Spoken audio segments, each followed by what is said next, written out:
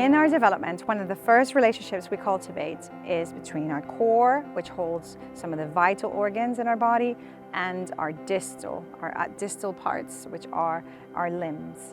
So today we're going to use that connection to help us transition in between spaces and kind of change a little bit of the energy and hopefully recharge a bit. So the first thing we're going to do is just have a moment to return to our body and just have a moment to just place your hands in different parts of the core, something that makes you feel quite held and quite safe. And then we're going to develop a relationship then as we stretch out into more using our distal parts. So we're going from self to stretching out of it into the world, into our immediate kind of space.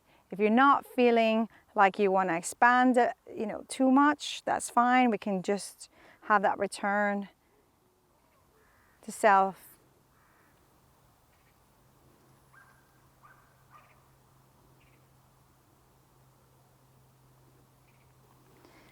So these could be quite big, where we expand and contract, and we can do that sitting down as well, just kind of curling up a little bit into a ball, and then stretching out in different directions. That helps us kind of return, self-settle, acknowledge where we are in the space. That's really important. Then I'm just going to ask you to reflect a little bit of the space that maybe you were coming from, or the space that you're transitioning into. And I'd like for us to use the concept in movement called the shape. So a shape is a frozen capture. It can be something quite concrete, a gesture, a facial expression, or it can be a very full body expression of something that's happening. The most important bit is that you're not too judgmental about what you're doing. You don't overanalyze anything. It's just a very tiny measure of how we are in that moment. So see if you can choose a small gesture or a big shape about how you're feeling right now. And we're just going to try that. I'm going to choose this shape. Yeah. So just hold that a second.